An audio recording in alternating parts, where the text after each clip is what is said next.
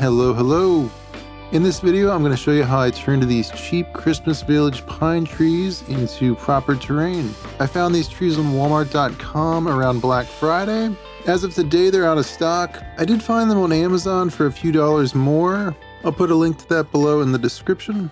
These particular trees were sold in sets of 30. There were quite a few different options available, but this particular set was the only set that I thought looked convincing right out of the box. That's one point I wanted to make here. Not every artificial tree is going to be the same quality. A lot of these cheap Christmas Village type trees have a really simple outer shape.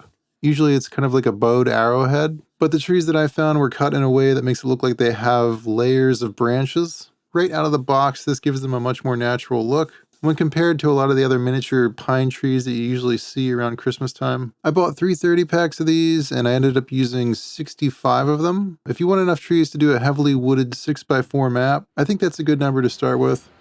I began by cutting out some hardboard bases. This is 1/8 inch hardboard. I buy this in sheets at Lowe's and I get them to cut it down at the store so I can fit it in my car. Then I just cut that into smaller pieces with my jigsaw. For this project, I wanted to have some single tree options and then some clusters of trees of various sizes. So I cut a few strips of hardboard off at varying thicknesses, maybe about like 1.5 to 2.5 inches. Then I drew some rounded shapes on them for my bases. I like to cut strips off like this because it's a little easier to manage when using a jigsaw. Don't forget to keep that sawdust, gotta keep everything. By the way, be sure to wear a respirator if you're using a saw. It's pretty bad to be breathing in sawdust. For the larger pieces, I cut around the edges entirely, but for the smaller ones, I wasn't quite comfortable doing that because my hand was getting a little too close to the blade. For those, I just cut half of the base off at a time, which left me with a bunch of pieces that kind of looked like those Pac-Man ghosts. Then I cut the other sides off with my aviation shears. Then, of course, I beveled around the edges of each base with my Dremel. Then I mixed up a basing slurry using some water, wood glue, paint, and flock.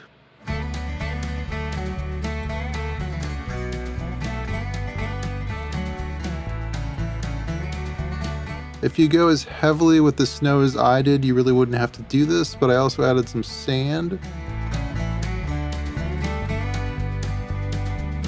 and a bit of green flock.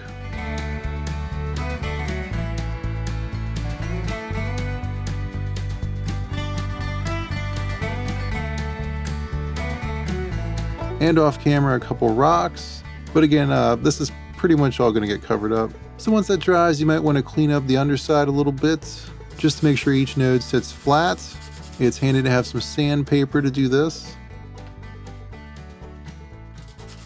These trees are made the same way that you would make a DIY tree, which is just some strands of twine sandwiched between two twisted wires. The wire is glued into a tiny piece of wood. I cut that wire off right below the branches, so there was no exposed trunk, and then I re-glued them back down to my own bases with some hot glue. So I was looking at some reference pictures of snowy pine forests. Sometimes you'll see leafless bushes or saplings, dead foliage or grass, stuff like that. And I thought that that would be a really cool thing to add to these nodes. And for that, we're going to use manila rope. Any fibrous natural rope would work for this. All you have to do with this stuff is just cut off a small piece, like 1/4 inch to 1/2 inch long. Then just break up the strands and just glue it into place. I used wood glue for this. You could also use white glue. They don't have to all be sticking up, but you want to make sure at least some of them are. I added that dead foliage anywhere there was an open space between the trees. Once I was happy with the look, I sprinkled some woodland scenic snow over it.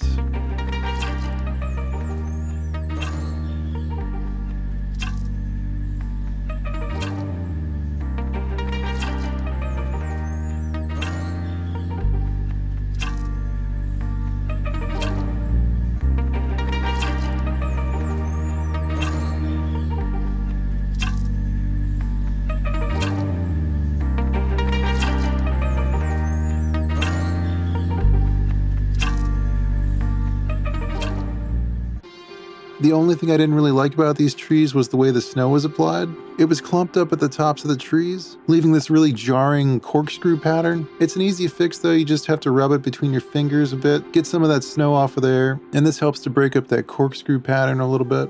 If you're going to add more snow to these like I did, it's probably not going to matter that much. But yeah, if you go for a less snowy tree look, you might have to fix this. These trees do shed a lot, as you can see, so you do want to seal them at some point. I sealed mine after applying the snow. Once all that was good and dry, I added some more snow. I'm using clear gesso for this because I have it. You could also use white glue for this. Since it dries clear, I added a heavy dose of white paint to this. If you don't do this, the green of the tree might show through the snow. First, I applied the gesso to the bases of the trees, just slapping it on there. I was trying to avoid the grass while I was doing this. Then I worked my way up the branches. With this mixture, you can't really create large clumps of snow on the tree branches, partially because of the way the trees are constructed, and also the mixture is so thin. After covering a batch of trees, I sprinkled Woodland Scenic snowflakes over top of them. As long as the gesso is still wet, it will act like a glue and hold the snowflakes in place.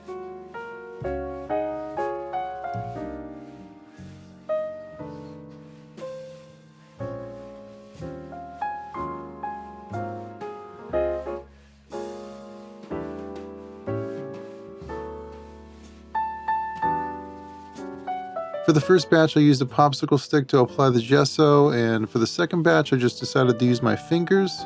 That really sped up the application process, especially when I was doing the trees. But if you do that, you gotta be really careful, because it's really easy to flick little drops of gesso all over the place. I ended up getting a bunch of them on my shirt, and pretty much ruined my shirt doing this. So if you do something like this, just take your time and maybe kind of enclose the tree in a box. Use some kind of shield, that is my suggestion. Otherwise, this technique works really well. I was also catching the tops of the grass here and there. If you're going for heavy snow, you really don't have to be too careful. I'm sure there's a neater way to do this, but this is just how we do things at Hans Wargaming. We make a mess. I gave those a day to dry and then hit them with some matte varnish, and that's just going to help to seal everything in place. Here's a test tree I did using just gesso, without paint, and here's one where I just used tacky glue. I did apply snow to both of these, but you can see they're a little bit more transparent. And here's the final product. This was a really easy project. I think as long as you have a good way to speed up the drying, you could probably get this done in a day. And depending on the look you're going for, I don't even really think you would need to add more snow to these. I was really impressed by how good they looked right out of the box. I think the dead foliage was a really nice addition. It adds a little extra pop of color and really helps to make this feel like a forest. I hope this helped you out if you're thinking about building your own snowy forest. A huge thank you to this channel's patrons. If you want to help support this channel, check out the Hans Wargaming Patreon. There's also some affiliate links in the description below. That's it for now. I hope you have a good day, and I will see you later.